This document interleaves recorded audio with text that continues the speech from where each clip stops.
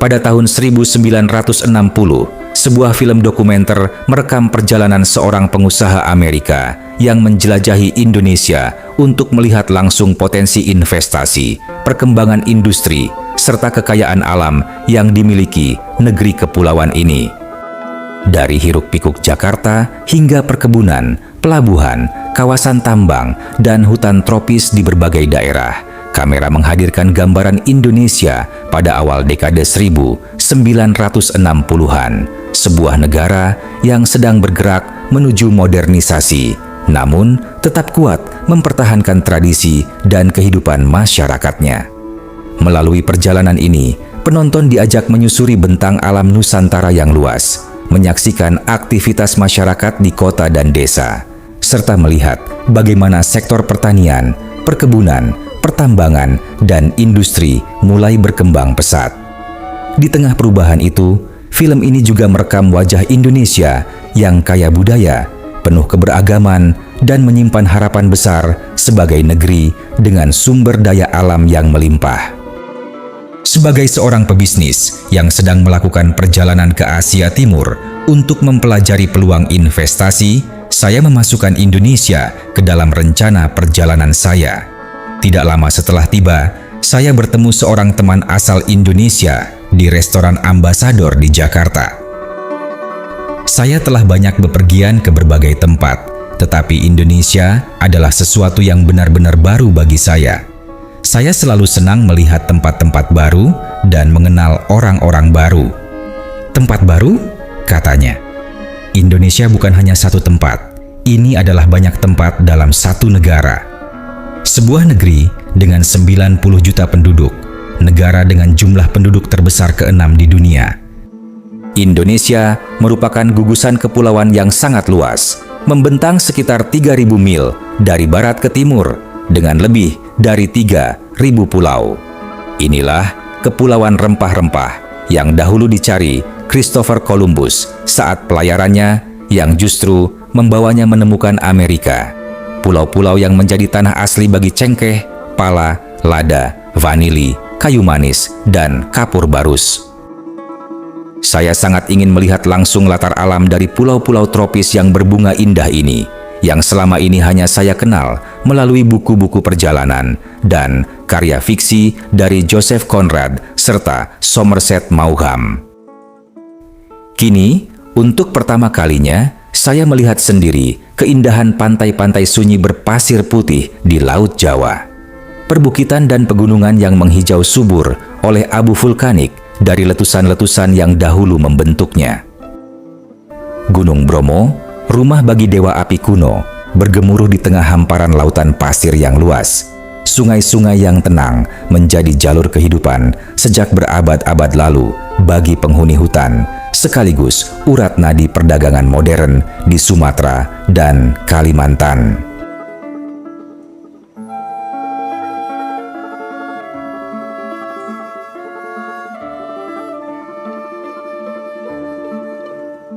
Di sana tampak manusia-manusia biasa, kerumunan tanpa nama yang memenuhi kehidupan negeri ini. Saya terkesan oleh kelembutan dan keindahan alami yang menjadi ciri khas masyarakat Indonesia.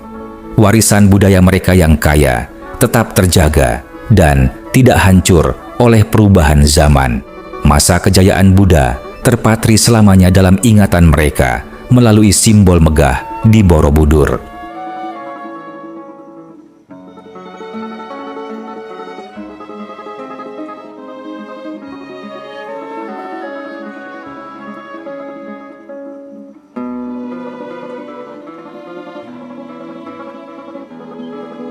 Candi-candi Hindu, meski tak lagi menjadi pusat ibadah, tetap diterima sebagai bagian dari kehidupan, tempat untuk merenung atau sekadar tujuan liburan kaum muda.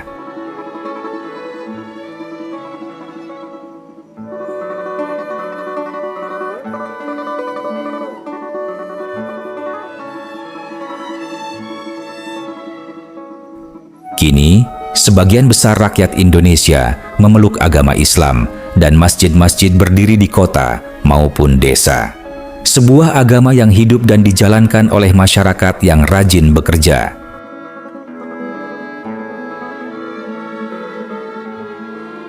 di Pulau Jawa yang luasnya hanya sedikit lebih besar dari Portugal, hidup sekitar 54 juta penduduk yang sibuk menjalani aktivitas sehari-hari. Meski dahulu perekonomiannya bertumpu pada pertanian, negeri ini sedang bergerak cepat menuju modernisasi. Dengan kekayaan alam yang melimpah, serta keterampilan dan semangat rakyatnya, Indonesia berusaha melangkah menuju kemajuan ekonomi. Namun tugas itu tidak mudah. Negara ini masih kekurangan modal investasi, tetapi mereka terus bergerak maju melalui program pembangunan 8 tahun. Kota-kota tumbuh sibuk dan kebutuhan akan sarana komunikasi serta transportasi mulai dipenuhi. Meski demikian, saya hampir tidak merasakan ketegangan di negeri ini. Masih ada ruang untuk bersantai dan menikmati hidup, terutama bagi generasi mudanya.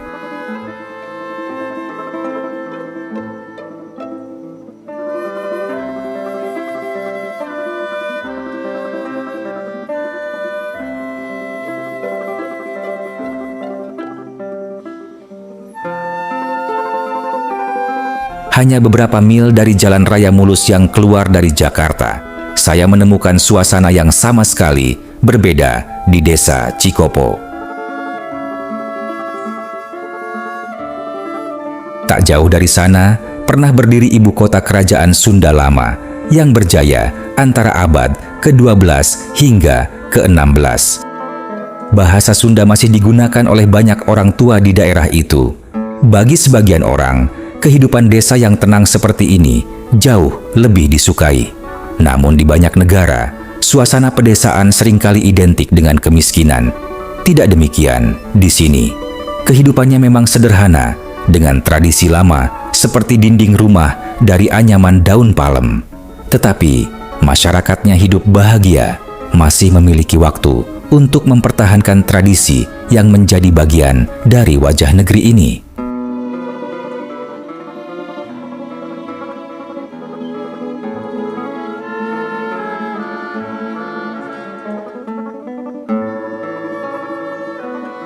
Wayang masih dimainkan untuk menceritakan kisah Hindu Ramayana, kisah Boma, putra Krishna, dan para tokoh jenaka yang menghibur masyarakat desa. Perekonomian desa bertumpu pada padi, makanan pokok utama negeri ini, dan untuk menghasilkan padi, air adalah segalanya.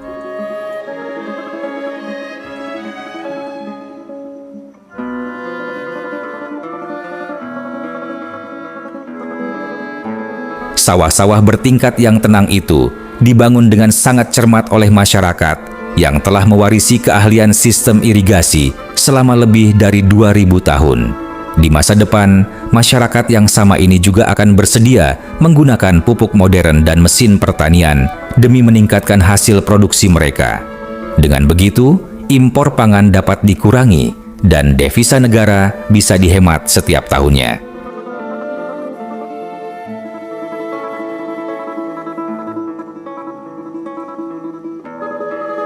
Di sini ada pula hasil produksi lain yang berbeda. Sekitar 10.000 jenis pohon dan 500.000 spesies tumbuhan menarik perhatian para ahli botani dunia ke Kebun Raya Bogor di Jawa.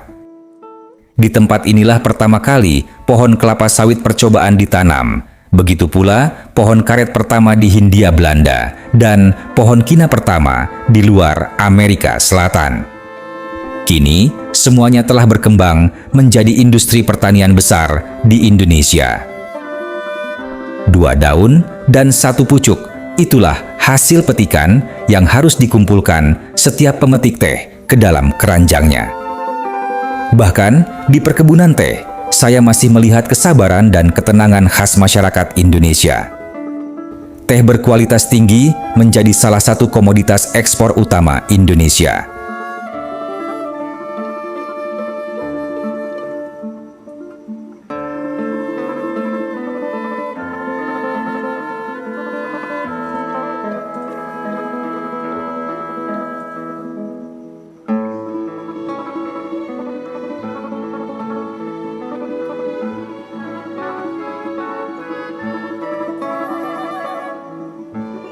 Hari pembayaran upah Di perkebunan teh, ribuan pekerja datang dengan pakaian terbaik mereka.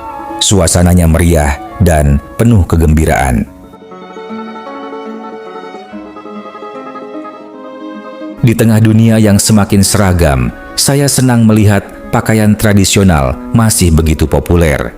Para pembatik tetap mempertahankan teknik tradisional mereka dengan menutupi pola rumit menggunakan lilin panas, lalu mewarnai kain berulang kali hingga motif selesai sempurna. Setiap motif memiliki ciri khas daerahnya masing-masing. Ada motif untuk Jawa Barat dan ada pula motif khusus bagi desa-desa nelayan di Jawa Tengah. Lautan di antara ribuan pulau ini kaya akan ikan. Meski kapal penangkap ikan modern masih jarang, saya melihat upaya awal membangun industri perikanan berskala besar di Indonesia.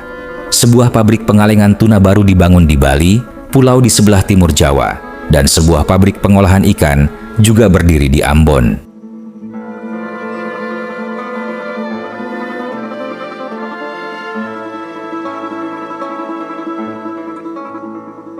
Rumah akan terasa bahagia bila ada burung berkicau. Pepatah lama itu langsung mengingatkan saya pada Jawa Timur.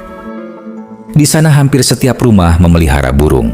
Orang Jepang berkata bahwa burung hidup di pohon, maka ia akan lebih bahagia bila ditempatkan tinggi. Dan karena itu, manusia pun ikut merasa bahagia.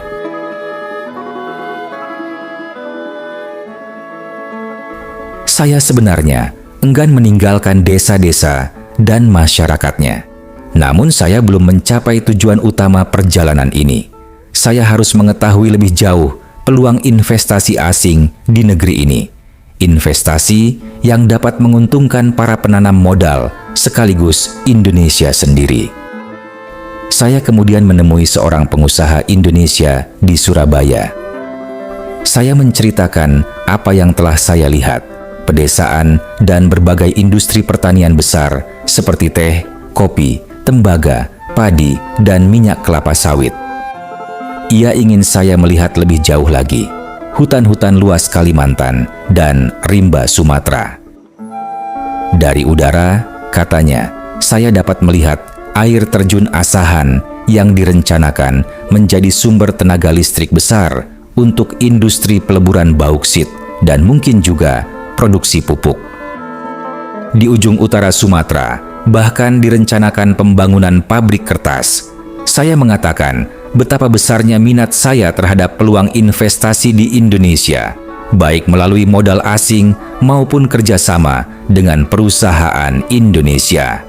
Itulah juga harapan kami, jawabnya. Gedung-gedung baru mulai bermunculan. Indonesia harus membangun pabrik modern, perkantoran, dan fasilitas industri untuk memasuki era industrialisasi baru.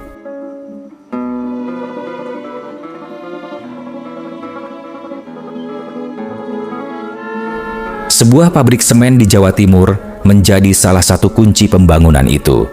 Gedung-gedung baru didirikan untuk menampung industri modern, termasuk industri tekstil. Pabrik tekstil itu dibuka pada tahun 1958 dengan kapasitas produksi 50.000 meter kain per hari. Namun, hasil tersebut baru mampu memenuhi sekitar 15% kebutuhan tekstil Indonesia. Dalam kasus ini, seluruh pemegang sahamnya adalah orang Indonesia. Jelas, masih terbuka peluang besar bagi investasi lebih lanjut di industri tekstil. Pengolahan tembakau Indonesia juga merupakan industri yang masih perlu dikembangkan lebih jauh.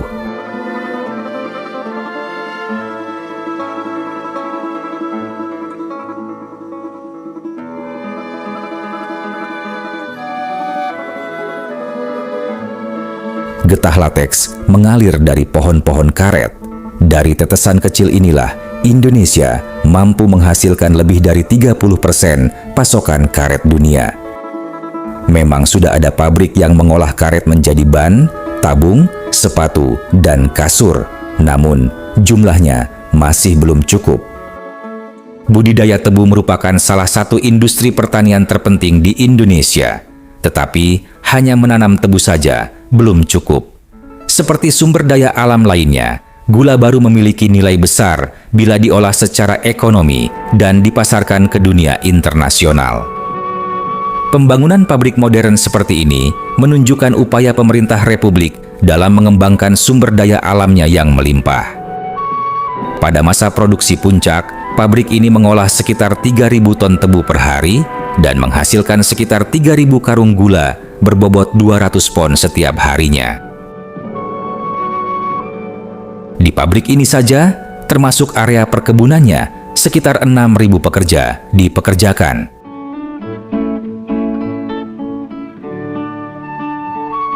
Teman saya adalah sosok yang berpengetahuan luas dan sangat menarik untuk diajak berbicara. Ia menjelaskan tentang kekayaan mineral Indonesia, tembaga, mangan, timbal, seng, bauksit, nikel, timah, dan emas.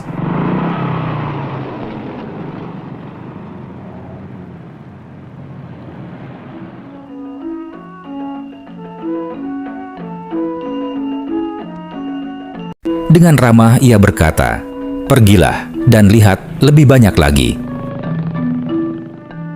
Aku berjalan menyusuri pasar-pasar dan segera menyadari satu kenyataan besar tentang Indonesia.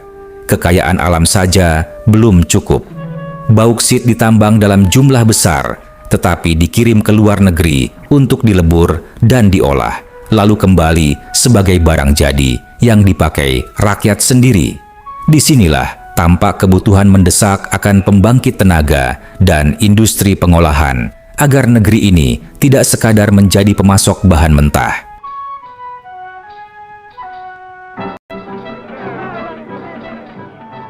Namun, tanda-tanda kemajuan sudah mulai terlihat. Pabrik-pabrik modern tumbuh menghasilkan pasta gigi, sabun, margarin, dan minyak goreng dari kekayaan kelapa Nusantara. Di sektor farmasi, pabrik aspirin berdiri sebagai bukti awal industrialisasi, meski banyak kebutuhan obat-obatan masih harus diimpor. Jelas, dengan modal dan investasi yang lebih besar, potensi industri Indonesia jauh melampaui apa yang telah tercapai.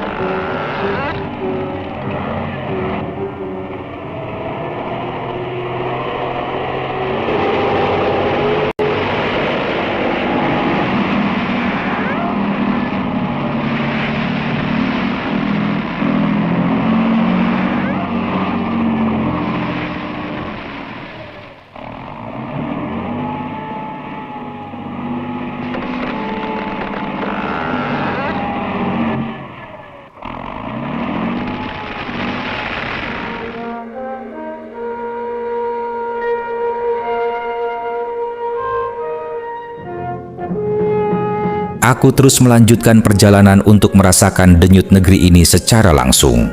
Dari Jakarta, aku menuju Pulau Bangka, tanah yang sejak berabad-abad dikenal sebagai Pulau Timah. Di perairan Laut Jawa, kapal-kapal keruk raksasa mengangkat timah dari dasar laut.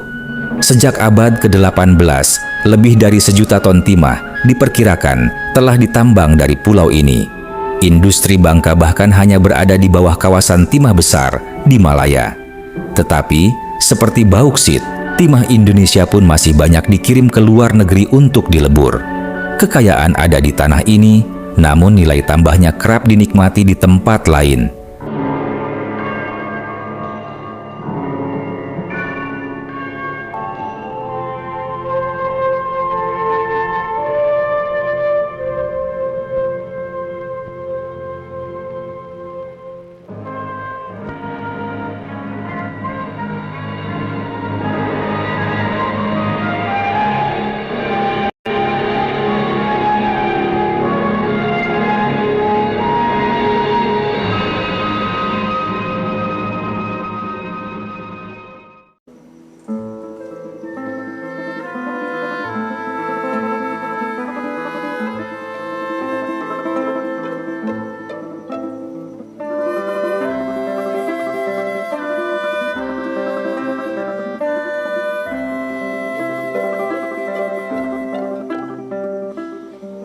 Bangka bukan hanya Pulau Timah, ia juga Pulau Lada. Sejak ratusan tahun lalu, rempah dari tanah ini mengalir ke pasar dunia, menjadikan Indonesia salah satu pemasok lada terpenting di bumi.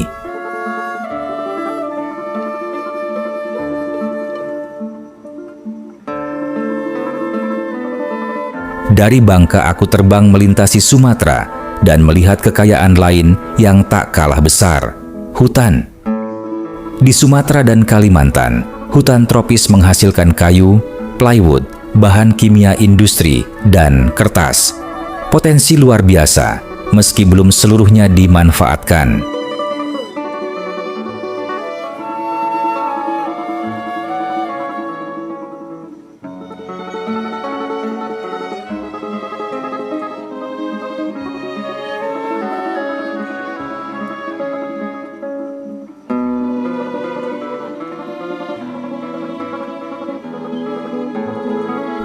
Di tepi Sungai Siak berdiri penggergajian modern yang menunjukkan bagaimana modal dan teknologi dapat mengubah sumber daya menjadi kekuatan ekonomi. Meranti merah, sejenis mahoni, ditebang dan diolah menjadi kayu bernilai tinggi.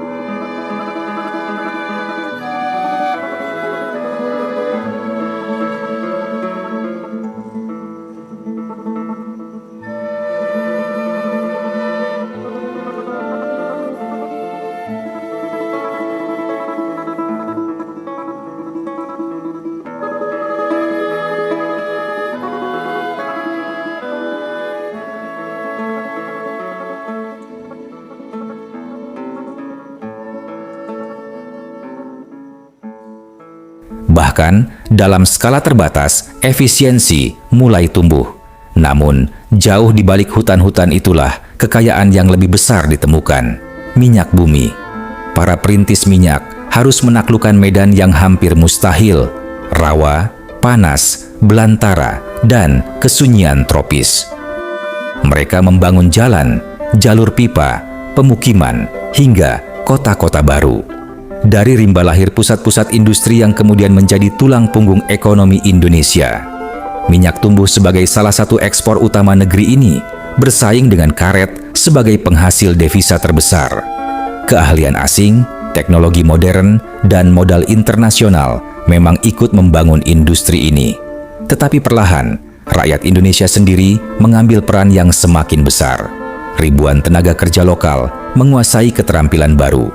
Hingga kini, mayoritas pekerja ladang minyak adalah orang Indonesia sendiri. Yang menarik, perubahan itu bahkan menjangkau mereka yang hidup paling jauh dari dunia modern. Suku-suku pemburu dari hutan terdalam mulai mendekati jalan-jalan baru yang dibangun industri minyak. Bahkan mereka, dengan cara mereka sendiri, turut merasakan hadirnya pembangunan. Jalur-jalur pipa menembus rawa dan hutan menuju terminal di laut, seolah menjadi urat nadi baru bagi negeri kepulauan ini.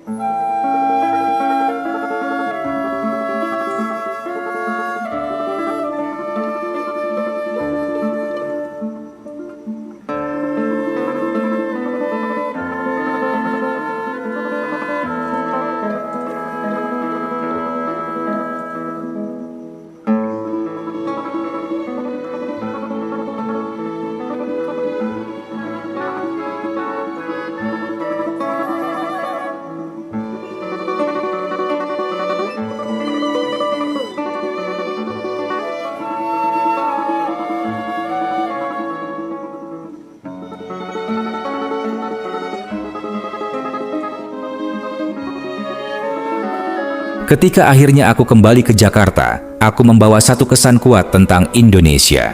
Sebuah negeri muda yang kaya sumber daya, kaya kemungkinan, dan sedang bergerak menuju masa depan yang lebih besar. Dengan modal yang cukup, banyak industri dasar dan lanjutan dapat tumbuh di tanah ini. Potensinya bukan lagi sekadar harapan, melainkan sesuatu yang nyata. Dan lalu aku teringat, seorang perempuan muda menaiki tangga kuno Borobudur yang disinari matahari.